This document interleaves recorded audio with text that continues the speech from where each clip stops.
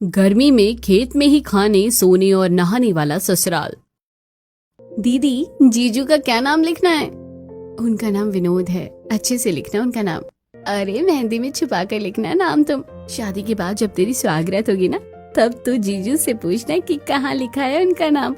मुझे लगता है इस बार तेरी मेहंदी का रंग निखरने वाला है। हमारे होने वाले जीजा जी तुझे प्यार जो इतना करते हैं। चल हट पगली, तू भी ना धीरे बोल, दादी बैठी है बगल में, कहीं सुन लेगी ना तो तेरी और मेरी दोनों की क्लास लेगी। अनामिका की शादी को सिर्फ एक दिन रह गया था और आज शादी से एक दिन पहले अनामिका की मेहंदी की रस्म हो रही थी। सभी औरतें जोर शोर से नाचना गाना कर रही थीं कि तभी अनामिका के ससुराल से बोरे भरकर 3-4 तरह की सब्जी आती है, जिसे देखकर अनामिका, तेरे ससुराल वाले तो काफी बढ़िया है, इतनी सारी सब्जियां भिजवा दी। चल चल, बारातियों के खाने में काम आ जाएंगे। वैसे तूने अपना होने वाला ससुराल देखा है, कैसा है? हमारे यहाँ शादी से पहले लड़कियाँ अपना ससुराल नहीं देखती। वैसे मेरे ससुराल में जितने लोग हैं उस हिसाब से मेरा ससुराल बड़ा ही होगा, कम से कम 2-3 कमरे तो होंगे ही। मैं शादी के बाद तेरे ससुराल लाऊंगी ना, जब तू मुझे अपना ससुराल घुमाना और खेत भी ले जाना। अपनी शादी को लेकर अनामिका काफी ज्यादा खुश थी। अब इसी तरह मेहंदी की रस्म का दिन खत्म होता है और आज अनामिका की शादी होती है। रीति रिवाज के साथ आज अनामिका की विनोद नाम के लड़के से शादी हो जाती है। शादी के बाद अनामिका विदा होकर गाँव में आ जाती है। बैलगाड़ी का सफर करते हुए अनामिका जब ससुराल पहुंचती है तो मेरा ससुराल कुछ ज्यादा ही छोटा नहीं है, ऊपर से ये तो कच्ची मिट्टी का घर है। इतने सारे लोग इस छोटे से घर में कैसे रहते हैं? घर के सामने खड़ी खड़ी अनामिका बातें बनाने लगती है। तो वहीं गृह प्रवेश के बाद जब घर के अंदर अनामिका आती है तो ये तो अंदर से काफी छोटा है, बस पूरे घर में एक ही कमरा है और ये हॉल। यहाँ पर हम सब कैसे रहेंगे? कहीं ऐसा तो नहीं कि शादी के बाद मुझे सबके साथ सोना पड़े? अपने छोटे से कच्ची मिट्टी वाले ससुराल को देखकर अनामिका मनी मन थोड़ा परेशान होने लगती है। तो वहीं शादी के रस्म में ही सुबह से शाम हो जाती है और धीरे धीरे सभी मेहमान घर जाने लगते हैं। आज तो कुछ ज्यादा ही थकान हो गई है, मुझे तो बड़ी जोरों की नींद आ रही है। मेरी भी नींद के मारे आंखें हल्की हल्की बंद हो रही हैं। चलो अब सब सोने की तैयारी करते हैं।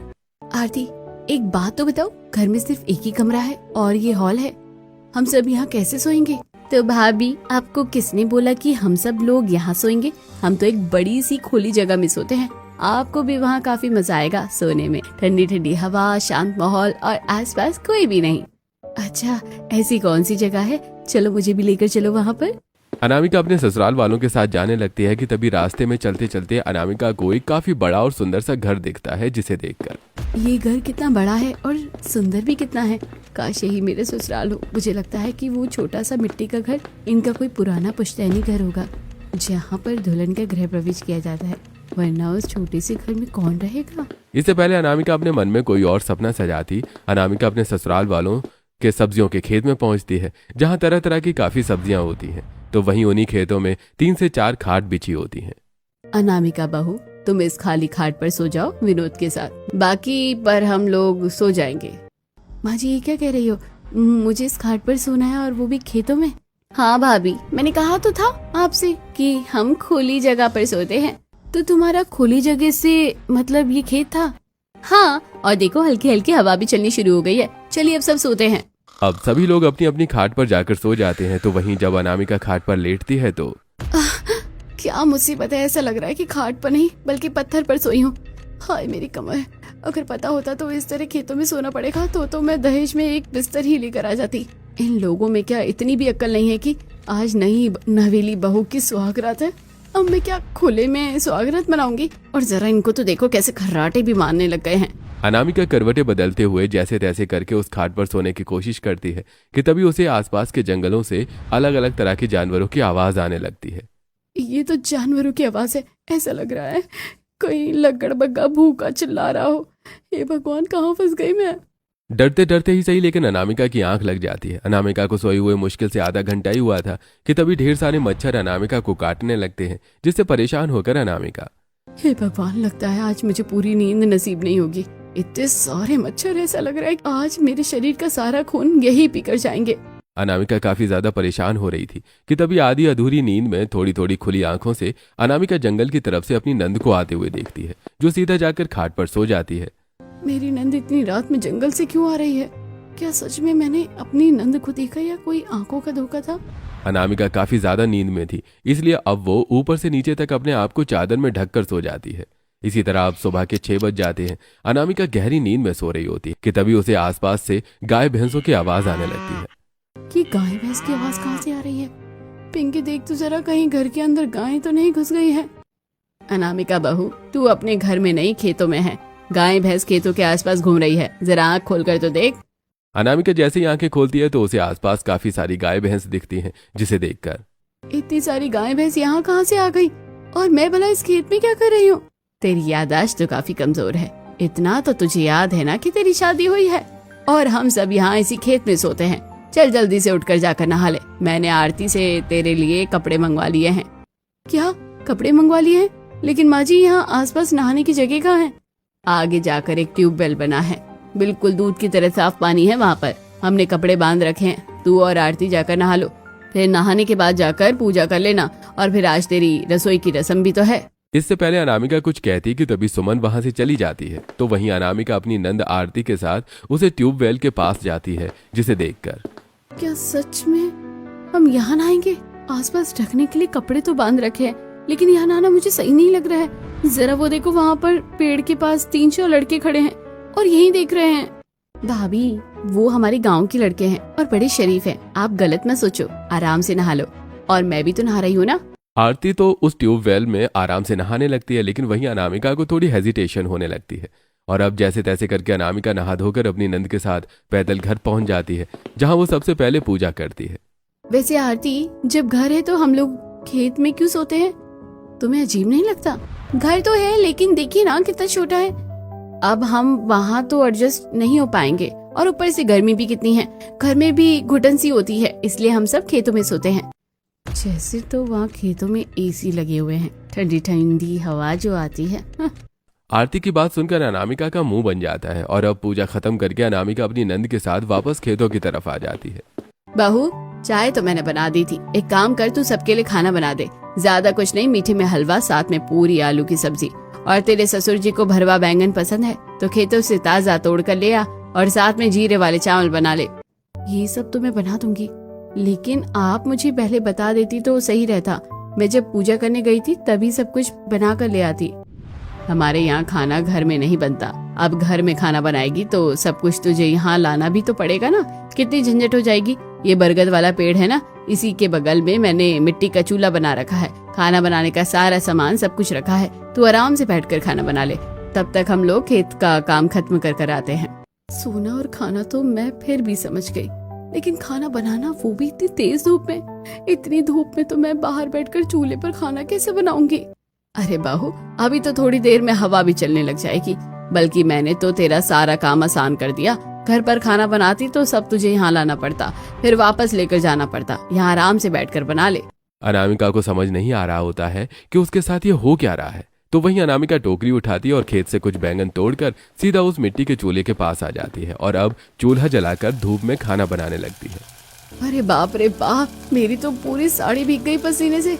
मुझे लग रहा है ये लोग मुझे यहाँ टॉर्चर करने के लिए लेकर आए हैं। खेत में ही नहाना, सोना और अब तो खाना भी। अनामिका अब खाना बनाने लगती है और कुछ ही देर में सारा खाना बनकर तैयार हो जाता है और अब पूरा परिवार एक साथ खाटों को जोड़कर उस पर खाना खाने के लिए बैठता है। भाई साहब ने बिल्कुल ठीक कहा था। खाना तो तुम बहुत बढ़िया बनाती हो। बैंगन का भरता तो लाजवाब बना है।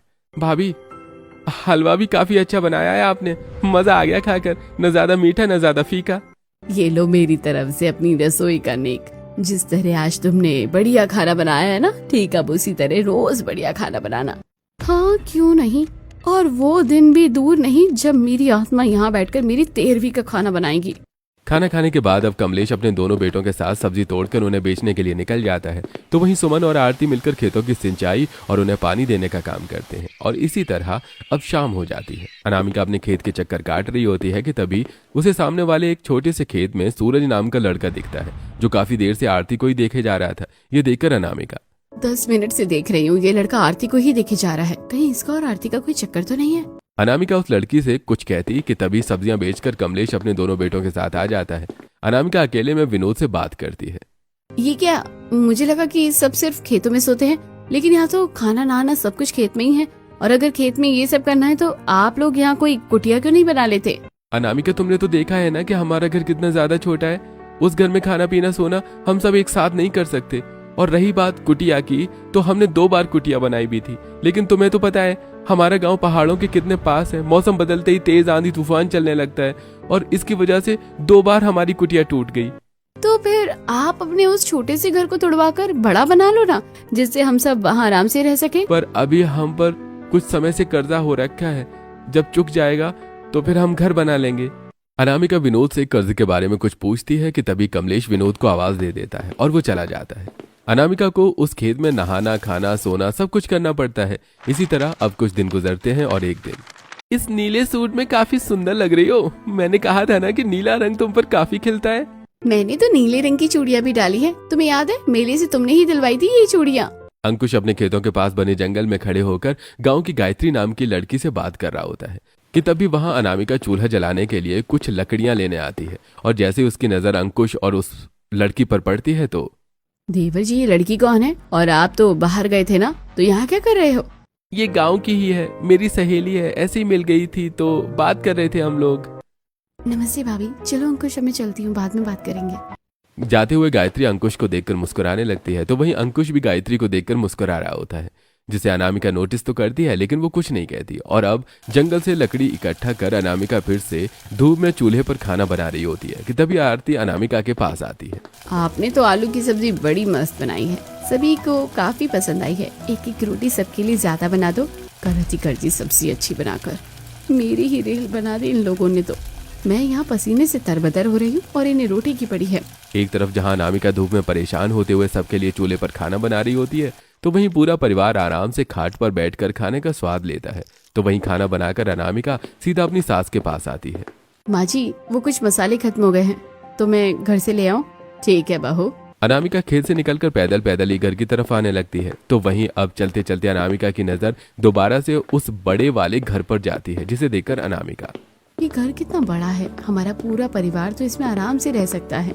उस घर को देखते ही हुए अनामिका अब आगे बढ़ने लगती है, जिसके कारण सामने पड़े पत्थर से अनामिका का पैर टकराता है और सीधा नीचे गिर जाती है।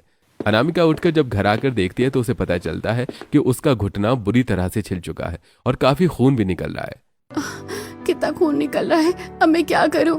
अनामिका जल्दी से पैर साफ करके उस पर हल्दी का लेप लगा लेती है और सामने बिस्तर पर जाकर आराम करने लगती है। तभी अनामिका की आंख लग जाती है और देखते ही देखते सुबह से शाम हो जाती है। अनामिका आराम से सो रही होती है कि तभी अनामिका की सास और नंद घर पर आती हैं और जब वो अनामिका को सोता देखती हैं तो उसे उठाने लगती हैं। अनामिका बहू उठ जा, शाम हो गई है। अरे माँ जी आप यहाँ, और आरती तुम भी? भाभी हम कब से आपका इंतजार कर रहे थे, हम परेशान हो गए थे और आप हो कि यहाँ आराम से सो रही हो। अरे वो आते हुए मैं रास्ते में गिर गई थी, घुटने में काफी चोट लगी थी, तो मैं हल्दी का लेप लगाकर थोड़ी देर लेट गई और पता ही नहीं लगा कि कब आंख लग गई।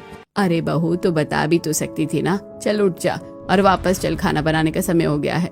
अनामिका वापस खेतों में जाती है और आकर खाना बनाने लगती है। सभी लोग खाना खाकर सो जाते हैं। अनामिका भी गहरी नींद में सो रही होती है। तभी अचानक जंगलों से आ रही अलग अलग जानवरों की आवाज से आंख खुलती है। इन जानवरों की आवाज ने तो नींद उड़ा दी है। लगता है कल से कान में रुई लगाकर सोना पड़ेगा। इन लोगों को तो आदत हो गई है सोने की, पर मेरा क्या? अनामिका सोने की कोशिश करती है कि तभी उसे अचानक उन आवाजों में कोयल की आवाज आती है। ये इतनी रात में कोयल की आवाज कहाँ से आ रही है? कहीं कोई चुड़ैल होगी तो? अनामिका मुंह ढक के सो जाती है। तो वहीं दूसरी तरफ आरती अपनी जगह तकिया रखकर उस पर चादर डालकर सीधा जंगल में जाती है। तो वहीं अंकुश भी बिल्कुल ऐसा ही कर जंगल की दूसरी तरफ निकल जाता है, जहां वो उस गायत्री नाम की लड़की से मिलता है। गायत्री, तुम इतनी रात में मेरे लिए आई, मुझे बहुत अच्छा लगा। वैसे तुम्हारे घर पर कोई है नहीं क्या अभी? माँ बाबा यात्रा पर गए हैं और भैया पता नहीं कहाँ गए हैं, तो मैंने सोचा तुमसे मिलने चली आऊं।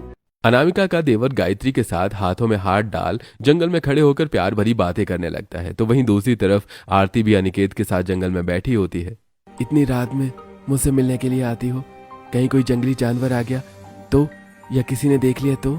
मैंने देखा सब सो रहे थे तो सोचा तुमसे मिलने चली आऊं, और मुझे पता है कि तुम मुझे बहुत याद कर रहे थे, इसलिए तो तुम इतनी रात में कोयल की आवाज निकाल रहे थे। मेरी जाने मन को तो सब पता है। वहीं दूसरी तरफ गायत्री के साथ काफी बातें कर अंकुश सीधा खाट के पास जाता है और तकिया उठाकर सो जाता है। तो वहीं आरती जो जंगल से वापस आ रही होती है वो सब देख लेती है। ये रात में भैया कहाँ जा रहे हैं? कहीं से भी आए, कम से कम मुझे तो नहीं देखा ना। आरती दबे पैर आती है और वापस सो जाती है और ये सिलसिला इस तरह ही चलता रहता है। इसी तरह अब कुछ दिन गुजर जाते हैं। आरती गांव की छोटी सी राशन की दुकान से घर का थोड़ा बहुत सामान लिए आ रही होती है कि तभी रास्ते में उसे खेत वाला सूरज नाम का लड़का मिलता है, जिसे देखकर आरती, तुम फिर से यहाँ आ गए? आखिरकार तुम चाहते क्या हो? हटो यहाँ से। तुम्हारा भला चाहता हूँ, मैं जानता हूँ कि तुम मुझे पसंद नहीं करती, पर कोई बात नहीं, लेकिन प्लीज तुम उस अनिकेत के साथ मत रहो, वो अच्छा लड़का नहीं है। मैं जानती हूँ कि तुम अनिकेत से जलते हो, आखिर तुम्हारे पास है ही क्या? वो इतना अमीर और तुम इतने गरीब। एक छोटे से खेत में तुम्हारा गुजारा चलता है, लेकिन इतना भी नहीं कि अब हटो यहाँ से। इतना कहकर आरती वहां से चली जाती है। तो वहीं सूरज बस आंखों में आंसू लिए आरती को देख रहा होता है। इसी तरह कुछ दिन गुजर जाते हैं। आज जब अनामिका आरती के साथ नहाने के लिए ट्यूबवेल की साइड आई होती है तो देखती है कि सामने कुछ लड़के खड़े हैं, जिनमें से आरती का बॉयफ्रेंड अनिकेत भी होता है और वो इन्हें देख रहे हैं। ये देखकर अनामिका, मुझे यहाँ इस तरह आकर नहाना बिल्कुल भी अच्छा नहीं लगता। वो लड़के हमेशा यहीं खड़े रहते हैं, तो कौन सा हम खुले में नहा रहे हैं? अनामिका अब क्या ही कर सकती थी और अब दोनों नंद भाभी नहाना शुरू कर देती हैं। तो वहीं अनिकेत एक पेड़ की डाली पर चढ़ जाता है, झांक झांक कर आरती को देखने की कोशिश करता है, जिसके बारे में ना ही आरती को पता चलता है और ना ही अनामिका को। अब यूं ही समय गुजरता रहता है। बहू, तू आज घर की तरफ नहीं गई? जाकर वहाँ झाड़ू पोछा कर दे। एक तो मुझे ये बात समझ नहीं आती, जब हम सबको यही रहना है तो वहाँ जाकर झाड़ू पोछा करने का क्या मतलब है? क्या बनता है? खेत में ही तो नहाना धोना खाना पीना सब रहता है, तो वहाँ की सफाई करके क्या मिलेगा? बहू रहते नहीं है तो क्या हुआ? इसका मतलब ये थोड़ी ना है कि सफाई भी नहीं करेंगे। जाकर सफाई कर, जब तक मैं खेतों का बाकी काम निपटा लेती हूँ। अनामिका अब अपनी सास की बात सुनकर अब सीधा आरती के पास जाती है और उसे अपने साथ चलने के लिए कहती है। भाभी, मैं चल देती हूँ आपके साथ, लेकिन मुझे खेत के काम रहते हैं और अभी तो खाद भी बनानी है। हाँ, सब मना ही करते रहो, कोई चल मत देना मेरे साथ, मैं फ्री में नौकरानी जो मिल गई हूँ। अब अनामिका मुंह बनाती है उस कच्चे रास्ते से घर जाने लगती है। तभी अनामिका के पीछे एक गाय पड़ जाती है, जिससे अनामिका भागने लगती है। अब कब तक ये मेरे पीछे भागती रहेगी? अरे गाय माता, मैंने क्या बिगाड़ा है आपका? जैसे तैसे कर उस गाय से बचकर अनामिका घर में घुस जाती है। अब जैसे तैसे दिन गुजरते जा रहे थे, वैसे वैसे अब अनामिका का उसके ससुराल में रहना काफी ज्यादा मुश्किल होता जा रहा था। हर रोज धूप में खाना बनाना, रात को जानवरों की आवाज के बीच सोना, तो वहीं ट्यूबवेल पर अनकंफर्टेबल होकर नहाना। इसी तरह कुछ समय गुजर जाता है और आज आरती हफ्ते भर के बाद अपने बॉयफ्रेंड अनिकेत से मिलती है। तुम कब अपने घर में बात करोगे मेरे बारे में? माँ बापू कल मेरी शादी की बात कर रहे थे और तुम तो जानते हो ना कि मैं तुमसे कितना प्यार करती हूँ। पता है मुझे कि तुम मुझसे बहुत प्यार करती हो और मेरे बिना नहीं रह सकती। बस एक बार मेरी बहन का रिश्ता लग जाए, फिर मैं हमारे रिश्ते की बात करूंगा। अनिकेत की बात सुनकर आरती को थोड़ा सुकून मिलता है। तो वहीं दूसरी तरफ सूरज, जो अपनी छोटी सी झोपड़ी में पढ़ाई कर रहा होता है। मुझे जल्दी से पढ़ लिख कर अपने बूढ़े माँ बाप का सहारा बनना होगा। कब तक मेरे बूढ़े माँ बाप इस छोटे से खेत में खेती करते रहेंगे? और क्या पता मेरे कुछ बनने के बाद आरती उस अनिकेत को छोड़ दे और मेरे पास आ जाए। सूरज आरती से काफी ज्यादा प्यार करता था, लेकिन आरती अनिकेत के पैसों को देखकर उसके पीछे ही रहती थी। तो वहीं अब सूरज कुछ दिनों के लिए गांव से बाहर जा रहा होता है और तभी जाते जाते रास्ते में आरती से टकरा जाता है। अरे, कितने दिनों बाद दिखी हो तुम? पता है, कल तो तुम मेरे सपने में भी आई थी। तुम पागल हो क्या? तुम मेरे सपने देखते हो क्या? तुम्हें पता है कि मैं अनिकेत से प्यार करती हूँ और जल्दी हमारी शादी भी होने वाली है। तुमसे प्यार है इसलिए तुम्हारी फिक्र भी है। अनिकेत सही लड़का नहीं है, समझो इस बात को। सही लड़का नहीं होता तो मुझसे शादी की बात क्यों करता? तुम अपने मुंह बंद रखो। अरे, तुम करते भी क्या हो? पूरा दिन यहाँ खेत में पड़े रहोगे या हफ्तों तक के लिए शहर चले जाते हो? आरती सूरज के प्यार को नहीं समझ पाई थी, जिसका सूरज को हमेशा से दुख था। और अब धीरे धीरे अनामिका को भी रात में उन जानवरों की आवाज के बीच सोने की आदत पड़ चुकी होती है। लेकिन आज जब वो सो रही थी कि तभी अचानक से हवाओं का रुख बदलता है और तेज आंधी तूफान शुरू हो जाता है और देखते ही देखते बारिश होने लगती है और पूरा परिवार एक पेड़ के नीचे जाकर खड़ा हो जाता है और अनामिका गुस्से से, बस यही बाकी रह गया था। अरे, मैं उस छोटे से माचिस के डिब्बे जैसे घर में सो लूंगी, लेकिन यहाँ इस खेत में नहीं। पहले जानवर और अभी बारिश। ये तुम किस तरह से बात कर रही हो? माँ बाबा खड़े हैं सामने, थोड़ी तो इज्जत करो। तो मैं कौन सा उनसे कह रही हूँ, तुमसे कह रही हूँ। सुनो ना मेरी बात। इससे पहले सुमन अनामिका को समझाती कि तभी अंकुश सुमन को रोकते हुए, दिख नहीं रहा है आपको भाभी? अभी चांडालिका बनी हुई है, कहीं वो आपको भी लपेटे में न ले लें। अनामिका विनोद को काफी सुनाती है और पूरा परिवार चुप ही रहता है। और इसी तरह अब कुछ समय गुजर जाता है। हर दिन की तरह अनिकेत आरती से मिलकर घर जा रहा होता है कि तभी उसे कमलेश का बड़ा भाई महेश मिलता है। तुम अनिकेत हो ना? हाँ, आप कौन? मैं आरती का ताऊ हूँ। मुझे पता है कि तुम्हारा और आरती का चक्कर चल रहा है। अरे नहीं नहीं, ऐसा कुछ नहीं है, आप गलत समझ रहे हैं। वो तो बस हम एक ही गांव में से है ना, तो इसलिए कभी कभी बात कर लेते हैं। अरे झूठ मत बोल, सब पता है मुझे। वैसे तेरे लिए एक अच्छा ऑफर है मेरे पास, पूरे 50,000 रुपए दूंगा मैं तुझे। बस तुझे मेरा एक काम करना है, तुझे आरती की एक ऐसी वीडियो बनानी है जिसमें मैं उसके परिवार वालों को बदनाम कर सकूं, क्योंकि मुझे पता है तू उससे कोई प्यार वगैरह नहीं करता। ये क्या कह रहे हैं ताऊ? ताऊ, अगर आप ऐसी बातें कर सकते हैं उसके लिए। अरे चल, मैं तुझे 1 लाख रुपए देता हूँ, अब पता करेगा यह काम या किसी और को देख लूं मैं। 1 लाख की बात है, ऐसे कैसे छोड़ दूंगा? कर दूंगा मैं ये काम। पैसे के लालच में आकर अनिकेत आरती की इज्जत का सौदा कर देता है। तो वहीं आज जब अनामिका और आरती सुबह नहा रही होती हैं, तो अनिकेत एक पेड़ की टहनी पर चढ़कर उनका वीडियो बनाने लगता है और कुछ फोटोज भी देता है कि तभी अनामिका को कैमरे की क्लिक की आवाज आती है, जिसे सुनकर कैमरा क्लिक होने की आवाज आ रही है, जैसे कोई तस्वीर ले रहा है। भाभी, हम कौन सी प्रियंका चोपड़ा है जो कोई हमारी फोटो लेगा? यहाँ कौन सा झरने का नजारा है जो कोई तस्वीर लेगा? आप भी ना। अनिकेत आरती के साथ साथ अनामिका की भी वीडियो और फोटोज ले लेता है, जिसे लेकर अब वो उसे सीधा महेश के पास जा रहा होता है। तभी रास्ते में उसे शहर से आता हुआ सूरज मिल जाता है। अरे आरती के खेत के पास क्या कर रहा है? देख, मैं जानता हूँ तू बस आरती की भावनाओं के साथ खेल रहा है और मैं तुझे ऐसा नहीं करने दूंगा। मैं भी देखता हूँ कि किसमें इतना दम है जो मुझे रोकेगा। बहस के बाद सूरज अब फिर से कुछ दिनों के लिए शहर चला जाता है। इसी तरह कुछ दिन गुजर जाते हैं। हर रोज की तरह अनामिका धूप में बैठकर खाना बनाते हुए थक चुकी थी। तभी आज एकदम से अनामिका की नजर खेतों के पास लगे लाइट के खंबे पर जाती है, जिसे देखकर अनामिका, अरे ये ख्याल दिमाग में पहले क्यों नहीं आया? क्या बढ़िया तरकीब निकाली है मैंने। अनामिका चूल्हे के पास ही अपने पति से कहकर एक तिरपाल लगवा देता है। तो वहीं देवर की मदद से उस खंबे की तार से एक छोटा सा घर में रखा हुआ टेबल फैन कनेक्ट कर देती है, जिससे अब छांव में बैठकर ठंडी ठंडी हवा खाते हुए अनामिका आराम से खाना बनाती है। चलो, एक परेशानी से तो छुटकारा मिला। अब रोज रोज खेतों में बैठकर खाना आराम से बनेगा। अब इसी तरह कुछ दिन और गुजर जाते हैं। रात का वक्त होता है, अनामिका सो रही होती है। तभी खेतों में से एक कीड़ा चलते हुए सीधा अनामिका के कान के पास पहुंच जाता है। तभी अनामिका घबरा कर उठती है और उस कीड़े को हटा देती है। तो वहीं अनामिका के चिल्लाने की आवाज सुनकर घर के बाकी लोग भी जाग जाते हैं। अरे बहू, तू ठीक तो है ना? ये कीड़ा बस मेरे कान में ही घुसने वाला था। अगर घुस जाता तो मैं मर जाती ना। इस तरह खेत में खुले में सोना हम लोगों के लिए बिल्कुल भी सही नहीं है। वैसे माँ भाभी ठीक कह रही है, उस दिन मेरे पैर पर भी एक कीड़ा चढ़ गया था। ऐसा हम सबके साथ 1-2 बार हो चुका है। मैं तो कह रही हूँ कि खेत में हमें ऊंचा सा मचान बना लेना चाहिए, फिर हम सब उस पर सो जाएंगे। अगले दिन अनामिका का ससुर अपने दोनों बेटों के साथ मिलकर घास फूस और लकड़ियों की मदद से सोने के लिए खेत में एक बड़ा सा मचान बना देता है। लेकिन रात में खुद ही अनामिका नींद में से उस मचान से लुढ़क कर नीचे गिर जाती है। हाय मेरी कमर। अनामिका की चिल्लाने की आवाज सुनकर सभी लोग उठ जाते हैं। तो वहीं अंकुश, जो अभी थोड़ी देर पहले जंगल की तरफ गया था, वो भी भागा भागा आता है, जिसे देखकर विनोद, तू जंगल की तरफ से क्यों आ रहा है? इतनी रात में भला जंगल में क्या काम? भैया वो थोड़ी तबीयत ठीक नहीं लग रही थी ना, तो इसलिए हवा खाने गया था। अंकुश की ऐसी बातें अनामिका और आरती दोनों को ही मन ही मन में काफी ज्यादा खलती थी। इसी तरह अब 1 से 2 दिन गुजर जाते हैं और आज महेश अनिकेत की दी हुई फोटो और वीडियो लेकर अनिकेत के साथ अब सीधा कमलेश के खेत में आता है, जिसे देखकर कमलेश, अरे बड़े भैया, आप यहाँ क्या कर रहे हैं? घर तो मैंने तुझसे छीन लिया था, बस अब ये खेत ही रह गया था, इसलिए अब चुपचाप से ये खेत मेरे नाम कर दे, वरना मैं तेरी बेटी और बहू की इन पिक्चर और वीडियोस को सारे गांव भर में दिखा दूंगा। अरे ये आप क्या कह रहे हैं भैया? इतना कहकर कमलेश अब पूरे परिवार को वो वीडियो और फोटो दिखाता है, जिसे देखकर आरती को काफी गुस्सा और रोना आता है और वो अनिकेत को एक जोरदार थप्पड़ मार देती है। अनिकेत, तुम इन सब चीजों में मिले हुए हो, मुझे नहीं पता था। मैंने तुमसे प्यार करके तुम पर भरोसा किया था और तुमने ऐसी हरकत करी। वैसे तो सच कहूँ, मैंने तुमसे कभी प्यार किया ही नहीं था, मैं तो बस टाइम पास कर रहा था, लेकिन जब पैसों का लालच मिला तो मैंने अपना फायदा देखा। आपको शर्म नहीं आती? मैं और आरती आपकी बेटी की तरह है और आपने हमारे साथ इतनी नीच हरकत करी और इस शर्म से डूब मरिए।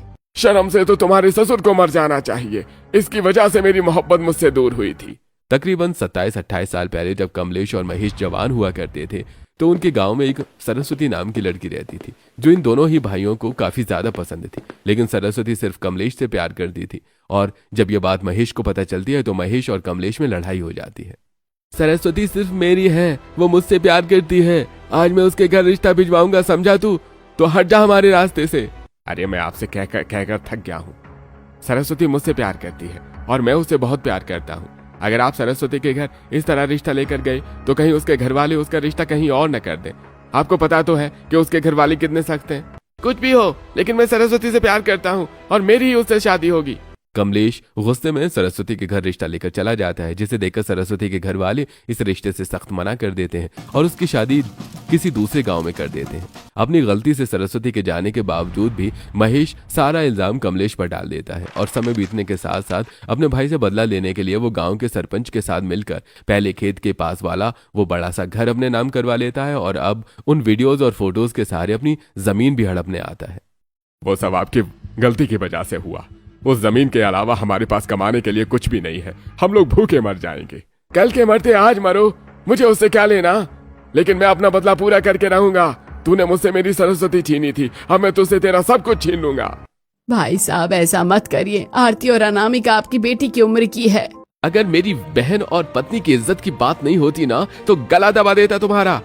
अपनी बहू और बेटे की इज्जत की खातिर कमलेश मजबूरन खेत के पेपर महेश को देने के लिए तैयार हो जाता है।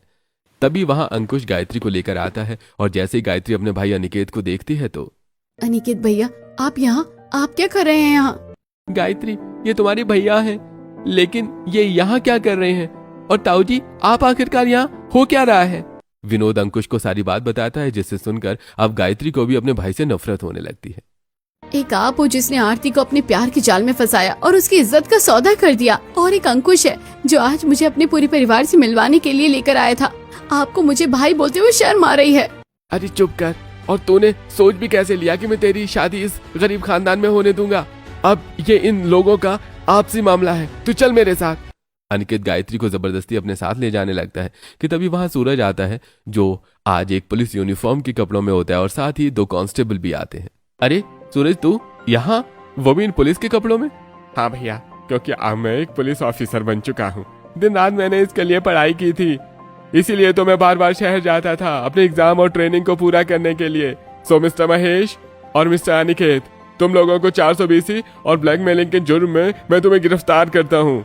कांस्टेबल, इन्हें हथकड़ी पहनाओ। दोनों कांस्टेबल जाकर महेश और अनिकेत को पकड़ लेते हैं। मैं तुझे छोड़ूंगा नहीं, एक बार मुझे बाहर आने दे, फिर तेरी सारी पुलिसगिरी निकालता हूँ। हाँ, ऑन ड्यूटी पुलिस ऑफिसर से इस तरह से बात करते हो? सूरज अनिकेत को एक जोरदार थप्पड़ मारता है और अब वो दोनों कांस्टेबल महेश और अनिकेत को ले जाते हैं। आप चिंता मत करिए, फोटोज और वीडियोस को मैं भी पूरी तरह से डिलीट कर दूंगा, और रही बात आपकी जमीन की, तो ये भी आपको बहुत जल्द मिल जाएगी। इस पूरे केस को मैं हैंडल करूंगा। सूरज बेटा, हमने कभी नहीं सोचा था कि तुम हमारे इस तरह मदद करोगे। हम तुम्हारा ये एहसान कभी नहीं भूल सकते। आप मेरे पिता के समान हैं और आप ही तो मुझे हमेशा बेटा पुकारते थे, तो इसमें एहसान की क्या बात। सूरज कुछ ही हफ्तों में इस पूरे केस को सॉल्व कर देता है और अब कमलेश और उसके परिवार को उनका पुराना वही वाला घर मिल जाता है जिसे अक्सर अनामिका देखा करती थी। और अब आखिरकार अनामिका को खेतों में खाना बनाना और सोना और नहाने से छुटकारा मिल जाता है। अब मैं इस किचन में सुकून से खाना बनाऊंगी और उस नर्म बिस्तर पर आराम से अपनी नींद पूरी करूंगी और बिना किसी झिझक के घर के बाथरूम में नहाऊंगी। देर से ही सही, लेकिन सब कुछ ठीक हो गया।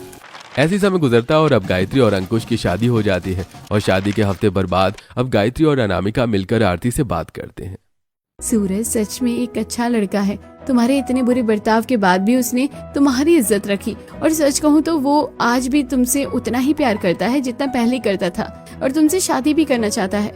इतने अच्छे लड़के को तुम नहीं जाने दे सकती आरती। तुम्हें सूरज से ज्यादा और कोई प्यार करने वाला नहीं मिलेगा। हाँ आरती, मेरे भाई ने तो तुम्हारे साथ प्यार का नाटक किया, लेकिन सूरज ऐसा नहीं है, समझो इस बात को। कहीं न कहीं आरती के मन में भी अब सूरज के लिए फीलिंग्स आ चुकी थी, और जब आज आरती सूरज से मिलने उसी खेत के पास जाती है तो मैंने तुम्हारे साथ इतना सब कुछ किया और तुमने फिर भी मेरा और मेरे परिवार का कितना साथ दिया। मुझे माफ कर देना सूरज, पर माफी के लायक तो नहीं हूँ, पर प्लीज माफ कर देना। आरती, मैं समझ सकता हूँ तुम मुझसे बहुत प्यार करती थी, इसलिए कभी तुम्हें उसकी गलती नहीं देखी, पर अब मैं तुमसे एक आखिरी बार और पूछ रहा हूँ, क्या तुम मेरे साथ अपनी पूरी जिंदगी बिताना चाहोगी? हाँ सूरज, हाँ। अगर मैंने इस बार मना कर दिया ना, तो मुझसे बड़ा बेवकूफ कोई दुनिया में नहीं, जिसने मेरी और मेरे परिवार की इज्जत रखी, हमें हमारा घर लौटाया। उस लड़की को मैं कैसे मना कर सकती हूँ? और अब जल्दी सूरज और आरती की भी धूमधाम से शादी हो जाती है और अब सभी ही आराम से हंसी खुशी रहते हैं।